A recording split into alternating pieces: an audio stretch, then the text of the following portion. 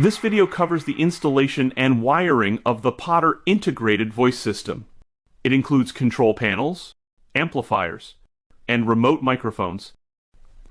This section covers the enclosures, voice control panel setup, and amplifier options for a Potter integrated voice system.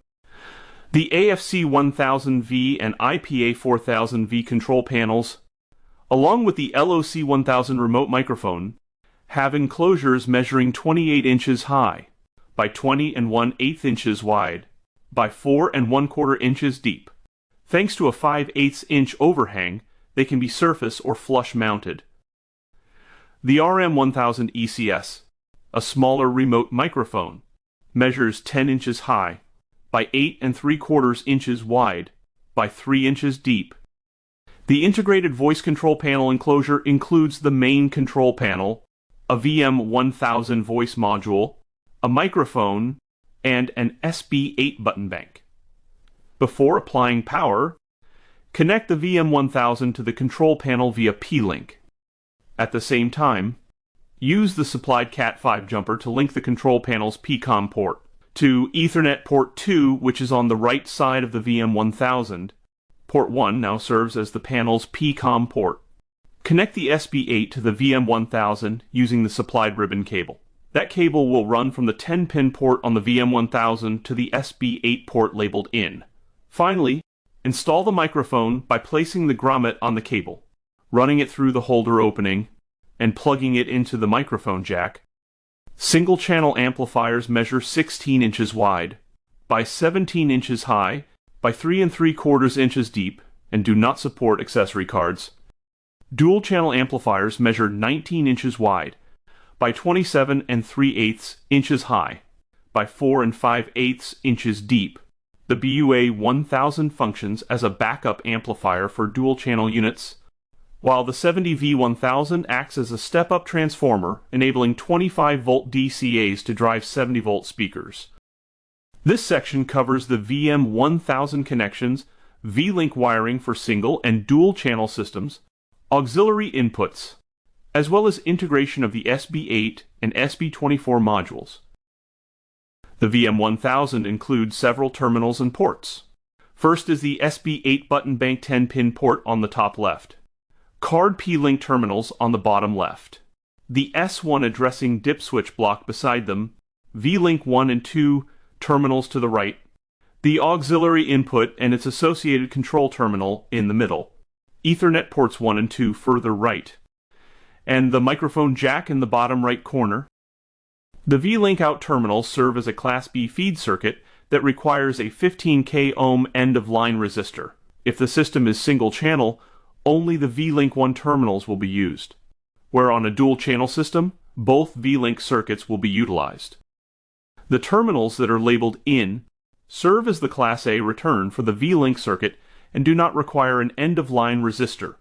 These terminals are only used on the VM1000, which is set to address 1, which must be assigned to the VM1000 at the main control panel. For VM1000s and LOC 1000s, only the out terminals are used on the V-Link circuit. A full single-channel system is wired with amplifiers connected as P-Link devices from the control panel. The V-Link provides the audio backbone, distributing audio from both the control panel and remote microphones to the amplifiers. A dual-channel system requires P-Link as well as 2 V-Link circuits. The auxiliary input terminals accept a 1-volt RMS signal, which is activated when the associated control terminals detect a closure. These control terminals are supervised with a 15K ohm resistor. The SB8 mounts on the interior door. It connects to the VM1000's top left 10-pin port using the keyed ribbon cable, plugged into the SB8 port labeled in. The SB8 port labeled out connects to the in port of an SB24, with the in-out path supporting up to 4 SB24 units in sequence. This section reviews the terminals, power settings, and speaker ratings of Potter single and dual-channel amplifiers, including backup and step-up options. On a single-channel amplifier, the bottom terminals include batteries on the far left, P-Link and V-Link, followed by the P-Link addressing dip switch bank, and 8 speaker circuits with built-in Class A returns. Most SCAs automatically sense 120 or 240 volt AC main power. The SCA10070 uses a jumper to select between 120 and 240 volts AC, with its remaining terminals located in essentially the same positions as other SCAs. The SCA5070INT is an amplifier that does not come in an enclosure. It is meant to mount on top of a VM1000. The terminals on the bottom left are for constant 24 volts DC, which would be supplied by a control panel NAC circuit given the function of aux constant. This amplifier will consume all 3 amps provided by that NAC circuit. I/O circuits cannot be used to power this amplifier since they only have a 1 amp rating. To the right of the power terminals are the P-Link and V-Link terminals, followed by the address dip switches. The 5070INT only offers 4 total speaker circuits with Class A returns. All dual-channel amplifiers use a jumper to select 120 or 240 volts AC. All other terminals are in a standard layout. An 8-pin port is provided for the 70V1000 step-up transformer, and the BUA1000 backup amplifier has a 12-pin port. To install, remove the installed jumper and connect the supplied cable between the card and the correct port. Potter single-channel amplifiers are rated by total watts and speaker output voltage. The SCA2525 delivers 25 watts at 25 volts, while the SCA10070 provides 100 watts, selectable for 25 or 70 volts. On single-channel units, speaker circuit 1 supports up to 100 watts, and all other circuits are rated at 50 watts. The SCA5070INT offers 4 speaker circuits, each rated at 50 watts. If a single-channel setup requires a backup amplifier, a dual-channel amplifier must be used. Dual-channel amplifiers are rated by total wattage and speaker output voltage. All DCAs default to 25 volts.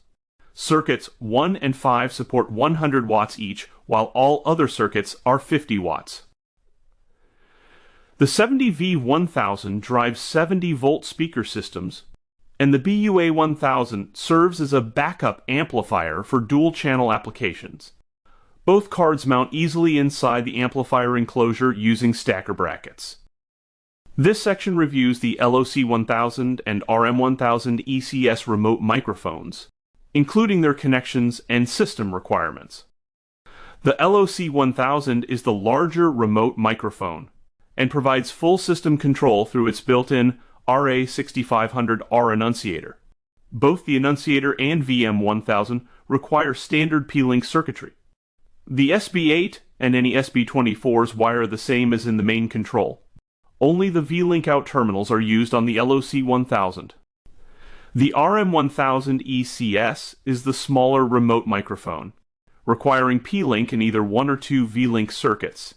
The P-Link addressing dip switch is located to the right of these terminals, followed by the microphone plug and an Ethernet port. For more information about Potter products, please visit our website at pottersignal.com.